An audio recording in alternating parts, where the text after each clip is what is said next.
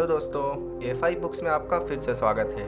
क्या आप mental health problem से जूझ रहे हैं, पहले से बेटर बनना चाहते हैं या खुशी की तलाश में हैं? तो ये वीडियो आपके लिए है। इसमें don't believe everything you think book, जिसे जोसेफ नौयान ने लिखा है, इससे आप जानेंगे कि अपनी चिंताओं और सेल्फ डाउट जो असल में आपको खुश होने से रोकती हैं, उनको कैसे कंट्रोल किया जाए और कैसे अपने सोचने के तरीके को बदलकर आप खुश और सुकून महसूस कर सकते हैं। तो लेसन नंबर 1 में आइए जानते हैं the root cause of all suffering. ये सच है कि हमारे थॉट लाइफ में घटने वाली सभी घटनाओं की वजह होते हैं। आप सेम कंडीशन में अपने थॉट से खुश भी हो सकते हैं और दुखी भी। इस हिसाब से कुछ लोगों को लगता है कि थॉट लाइफ को डिज़ाइन करते हैं, जबकि रियलिटी ये है कि पहले हम अपने थॉट को चुनते हैं और फिर चुने हुए थॉट के अकॉर्डिंग हमारी लाइफ डिज़ाइन होती है। आपने अपने आसपास फील किया होगा, अक्सर नेगेटिव सोचने वाले इंसान की लाइफ में परेशानियां ही आती रहती हैं। ऐसा इंसान अक्सर गुस्सा, चिंता और अपने आसपास के लोगों से नफरत जैसी भावनाओं के बारे में सोचता रहता है। इसलिए एज अ रिजल्ट वो लाइफ में खराब सिचुएशंस को अट्रैक्ट करता है। वहीं पॉजिटिव सोचने वाला इंसान अपनी और आसपास के लोगों की लाइफ में खुशी को अट्रैक्ट करता है। वो अक्सर खुशी, सक्सेस, आसपास के लोगों की ग्रोथ, मिलकर रहने के बारे में और साथ में ग्रो करने के बारे में सोचता है। सेम सिचुएशन में दो लोगों के अलग अलग नज़रिए से वो सिचुएशन उनके लिए खुशी या दुखी की वजह बन जाती है। एक घर का मालिक ये सोचकर खुश हो सकता है कि मेरे पास अपने परिवार के साथ रहने के लिए अच्छा घर है जिसमें हम खुशी से रहते हैं। वहीं दूसरा इंसान ये सोचकर दुखी हो सकता है कि मेरे पास इतना छोटा घर ही क्यों है। एक बार एक संत के आश्रम में शिष्य ध्यान कर रहे थे। उसमें से एक शिष्य को ध्यान करने के दौरान फोकस करने में परेशानी होती थी। कभी ध्यान के बीच में बिल्ली आ जाती, कभी कोई दूसरा शिष्य बोलने लगता, तो कभी कुछ और बाधा बन जाती। इसलिए शिष्य ने अकेले में कहीं जाकर ध्यान करने का फैसला किया।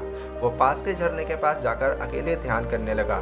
कुछ देर ध्यान करने के बाद एक चिड़िया वहां से चहचहाती हुई निकली और शिष्य के ध्यान में बाधा पड़ गई। शिष्य ने सोचा कि ज़्यादा शांत जगह पर चलकर ध्यान किया जाए। नदी किनारे उसने एक नाव देखी। वो उसमें सवार होकर नदी के बीच में चला गया ताकि वहां कोई ना आ सके और शांति से ध्यान किया जा सके। पहले 3 दिनों तक शिष्य बिना किसी बाधा के शांति से ध्यान करता रहा। चौथे दिन शिष्य के ध्यान करते समय एक नाव आकर उसकी नाव से टकरा गई। वो गुस्से में आंखें खोलकर दूसरे इंसान पर चिल्लाना चाहता था, लेकिन वहां कोई नहीं था। दरअसल दूसरी नाव हवा के बहाव से वहां आ गई थी। उस वक्त वहां गुस्सा दिलाने वाला कोई नहीं था। तभी मोंग शिष्य को एहसास हुआ कि उसका ध्यान आसपास की घटनाओं की वजह से नहीं, बल्कि उनके प्रति उसके रिएक्शन की वजह से भटक रहा था। वो अक्सर ये सोचता रहता था कि आसपास की कोई चीज़ कहीं डिस्टर्ब ना कर दे। इसी तरह हमारे साथ क्या होता है वो दुख का कारण नहीं है, बल्कि उसके बारे में क्या सोचते हैं, इससे खुशी या दुखी डिसाइड होती है। इसलिए अगर आप ये चाहते हैं कि चीज़ें आपके कंट्रोल में चलें और आपके लिए अच्छी हों, तो सबसे पहले उनके बारे में पॉजिटिव सोचना शुरू करें। ऐसा सोचें कि चीज़ें आपके लिए सपोर्टिव हैं। लेसन नंबर 2 है if thinking is the root cause of all suffering, how to stop over thinking and become peaceful. इसके लिए लाइफ के मोमेंट में ज़्यादा सोचने से बचें। हमेशा शांत बने रहें और लाइफ के मोमेंट को जीने और महसूस करने की कोशिश करें। एक बार एक बेसब्र तलवारबाज रास्ते से कहीं जा रहा था। उसने देखा एक साधु ध्यान कर रहे थे। तलवारबाज ने साधु से पूछा, महात्मन, नर्क और स्वर्ग में क्या अंतर है? संत बोले, तुम जाओ यहाँ से, तुम जैसे गंदे दिखने वाले इंसान को मैं क्यों बताऊं? इतना सुनकर तलवारबाज ने गुस्से में साधु को मारने के लिए अपनी तलवार निकाली। तभी साधु मुस्कुराते हुए बोले, यही नर्क है। ये सुनकर तलवारबाज चौंक गया। उसका गुस्सा शांत हो गया, उसका मन फिर से साफ हो गया।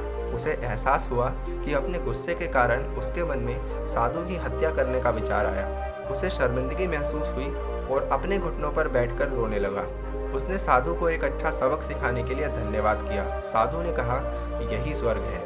इस स्टोरी में आपने देखा कि हमारे इमोशंस हमारे एक्शन या काम पर कैसे असर डालते हैं। जब भी हमें अपनी रिस्पेक्ट या जान का खतरा महसूस होता है तो तुरंत हम अटैक मोड में आ जाते हैं। हमारा माइंड इसी तरह काम करता है। जब भी आप अपने आप को ज़्यादा सोचते हुए पाएं तो अपने आप को उस मोमेंट से तुरंत अलग करने के लिए गहरी सांस लें, उस नेगेटिव थॉट से दूर हो जाएं और माइंड को रिलैक्स होने दें। यहाँ हमारा पर्पज़ ये होना चाहिए कि हर मोमेंट को ज़्यादा से ज़्यादा जीने की कोशिश करें, सोचने में समय बर्बाद ना करें, क्योंकि शांति और खुशी पहले से ही आपके अंदर मौजूद है। बस आपको इसे एक्सपीरियंस करके लाइफ का मज़ा लेने की ज़रूरत है। दोस्तों वीडियो पसंद आई हो तो लाइक करके चैनल को सब्सक्राइब करें, दोस्तों के साथ वीडियो को शेयर करें। मिलते हैं नई वीडियो में। Wish you all the best.